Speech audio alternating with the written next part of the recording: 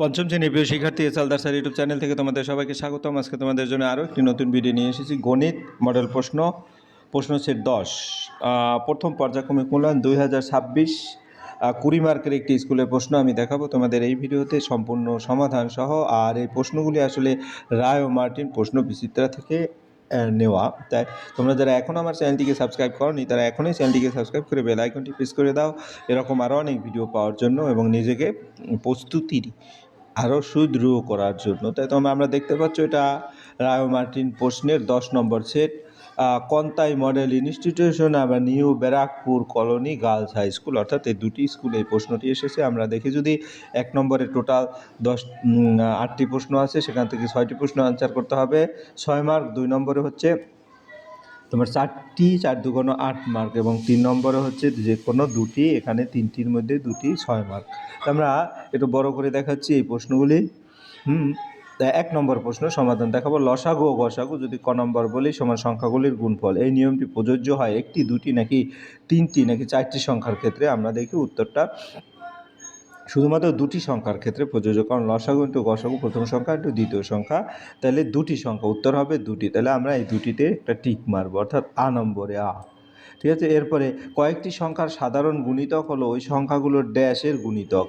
লসাগু গসাগু যোগফল বিয়োগফল, অর্থাৎ ড্যাশে বসবে লসাগু এর গুণিতক, অর্থাৎ এখানে লসাগু বসবে, ঠিক আছে, উত্তর লসাগু। এরপরে 3 নম্বর 5 3 6 0 মানে গ সংখ্যাটিতে 3-এর প্রকৃত মান ও স্থানীয় মানের কত গুণ? তা 5 3 6 0, 5 হচ্ছে 5000, 3 হচ্ছে 3 শতক, 6 হচ্ছে 6 দশক, 0 হচ্ছে 0 একক। প্রকৃত মান 3 মানে স্থানীয় মান 3 গুণ 10 অর্থাৎ 300। এখন তুলনা যদি করি 3 ভাগ 300 অর্থাৎ 1/, কাটাকাটি করলে 1/100 গুণ, তাহলে আমার উত্তর হবে 1/100 গুণ।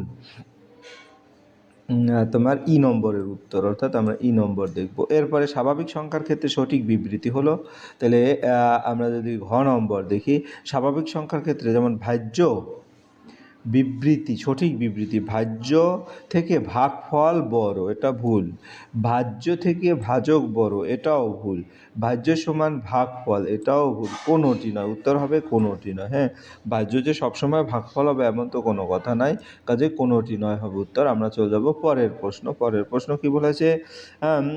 মিশ্র কোনটি সঠিক নয়? মৌলিক সংখ্যার 2টি গুণনীয়ক থাকে। আমরা যদি বলি মৌলিক সংখ্যার 2টি গুণনীয়ক থাকে, এটা ঠিক। যৌগিক সংখ্যার 3টি গুণনীয়ক থাকে। আসলে 3টি যে গুণনীয়ক সবসময় থাকবে এটা কোনো কথা নেই, কাজে উত্তর ভুলটি হলো অর্থাৎ এটাই উত্তর। 2 ক্ষুদ্রতম মৌলিক সংখ্যা, আবার এটা সত্য, 1 মৌলিকও নয় যৌগিকও নয়, এটাও সত্য, কাজে উত্তর ওইটা হবে। তাহলে আমরা বলবো মৌলিক সংখ্যা মানে এইটি ভুল। যৌগিক সংখ্যার 3টি গুণনীয়ক থাকে। মিশ্র ভগ্নাংশকে অপ্রকৃত ভগ্নাংশে পরিণত করো। তো অপ্রকৃত ভগ্নাংশ 13 সমস্ত, 2/7, 7 13 91 আর 2 93, তাহলে উপরে হবে 93 আর নিচে হবে তোমার 7, অর্থাৎ সঠিক উত্তর হবে 93/7। এরপরে আমরা চলে যাব 6 নম্বরে। একটি জোড় সংখ্যা একটি বিজোড় সংখ্যার যোগফল সর্বদা একটি বিজোড় সংখ্যা হবে, কারণ যেমন ধরে নিলাম 4 জোড় এবং 3 বিজোড়, উদাহরণ দিয়ে 4 আর 3 7, এটা বিজোড় সংখ্যা, কাজে উত্তর বিজোড়। এরপরে আমরা চলে যাব বর্গীয় জ, যেটা বড় থেকে ছোট সাজাও, এখানে আসলে বড় ছোট সাজাতে হবে। তাহলে তুলনা যদি করি সবচেয়ে বড় আমার এখানে দেখো 65 আছে, 65 আছে, 65 আছে, 65 আছে। হ্যাঁ, তাহলে 257, অর্থাৎ এটাই সবচেয়ে বড়, কারণ 232, 212, 249, তারপরে এটা, ঠিক আছে। তাহলে এটা 2 নম্বর, এটা 1 নম্বর। এরপরে 232 আর 212, তাহলে এটা 3 নম্বর হবে, ঠিক আছে। আমি 3টা দাগ দিলাম আর এটা 4 নম্বর, অর্থাৎ এটা লাস্ট। তাহলে সেভাবে এইভাবে তোমাদের সাজাতে হবে। আশা করি বুঝতে পেরেছো। এরপরে আমরা 2 নম্বরের প্রশ্ন যাব। 3 6 7 8 9 দিনে কত বছর, কত মাস, কত দিন? আমরা যদি দেখি 1 বছরে 365 দিন, যাতে 3 6 7 8 9 ভাগকে 365, অর্থাৎ 100 বছর হয়। কিন্তু 100 বছর হলে 36,500 হয়, এখানে 36,789, বাকি থাকলো 289 দিন, অর্থাৎ 1 মাস আবার 30 দিন। তাহলে 289 দিনে 30, অর্থাৎ 9 মাস। তাহলে 270 দিন হয়ে গেল 289 থেকে, বাকি থাকলো 19 দিন, ঠিক আছে। তাহলে 100 বছর 9 মাস 19 দিন। এরপর আমরা চলে যাব 44টি গোটা লিচু এবং 66টি গোটা কালো জাম সর্বাধিক কতজনের মধ্যে সমান ভাগে ভাগ করা যাবে? এখানে 44কে যদি আমরা তোমার ভাঙাবো তোমাদের মতো এরকম করে ভাঙাতে পারো। তো 22 দুগুণ 44, তারপরে 22কে আবার 2 দিয়ে যদি জোর থাকে সবসময় 2 দিয়ে ভাগ দেবে, 11 দুগুণ 22, অর্থাৎ আমরা 44 লিখতে পারি 2 বার, অর্থাৎ 2² আর গুণ 11। আবার 66কেও সেই একইভাবে তোমরা এখানে দেখিয়ে দেবে। তাই 66 যেহেতু জোর, আমরা কি করব, 2 দিয়ে ভাগ করব।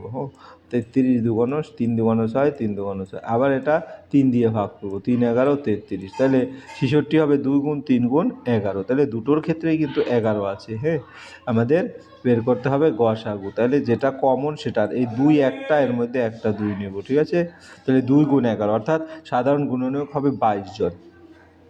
এরপর গসাগুর সাহায্যে লসাগু নির্ণয় করো। আমরা যদি গসাগুর সাহায্যে, যেমন 14 সমান 2 গুণ 7, 21 সমান 3 গুণ 7, গসাগু হবে 7, তাহলে লসাগু হবে 14 গুণ 21 ভাগ 7, 14 গুণ 21 ভাগ 7, তাহলে দেখা যাচ্ছে এখানে 294 ভাগ 7 42, অর্থাৎ লসাগু 42, ঠিক আছে। আর এরপরে আমরা চলবো 1 থেকে 10-এর মধ্যে মৌলিক সংখ্যাগুলোর যোগফল নির্ণয় করো। তাই মৌলিক সংখ্যা 1 থেকে 10-এর মধ্যে 2, 3, 5, 7, এখন যোগ করবো।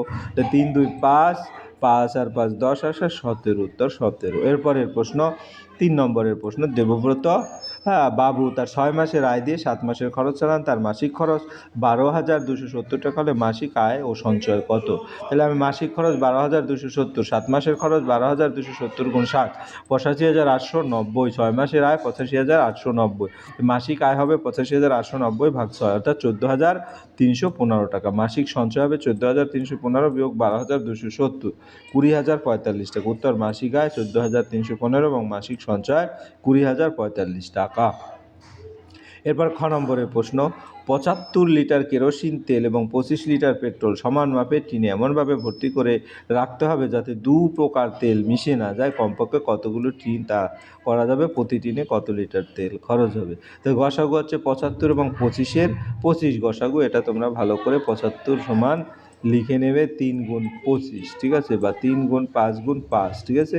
তাহলে 3 গুণ 5 গুণ 5, তারপরে আবার তোমার 25, তো 25 2 5 গুণ 5, 5 গুণ 5, তাহলে এই দুটোর মধ্যে কমন কি যাবে সেটাই হবে গসাগু।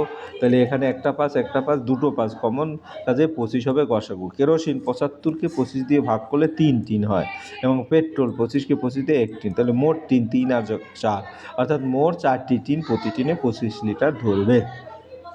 এরপর গ নম্বরে, একটি জমির 5/12 অংশ মূল্য 10 লক্ষ টাকা হলে ওই জমির 1/4 অংশের মূল্য কত? তাহলে 5/12 অংশ হচ্ছে 3 লক্ষ টাকা, সুতরাং 1/12 অংশ হবে, এটাকে কি করতে হবে, 12 তো থাকেই গেল, 5 দিয়ে ভাগ, 60,000 টাকা। এখন 1/4 অংশ হবে 3, 1/4 বা 3/12 এক কথা, অর্থাৎ তাহলে 60,000-এর 3 গুণ, তাহলে 3 গুণ 60,000, অর্থাৎ 1,80,000। তো সঠিক উত্তর 1,80,000 টাকা। এই ছিল টোটাল প্রশ্ন, তার সামগ্রিক উত্তর। আশা করি ভিডিওটি মনোযোগ সহকারে দেখলে তোমরা সম্পূর্ণ প্রশ্নের উত্তর বুঝতে পারবে। বসে বলবো, ভিডিওটি দেখার জন্য অসংখ্য ধন্যবাদ। আজ এ পর্যন্তই, ধন্যবাদ সবাইকে।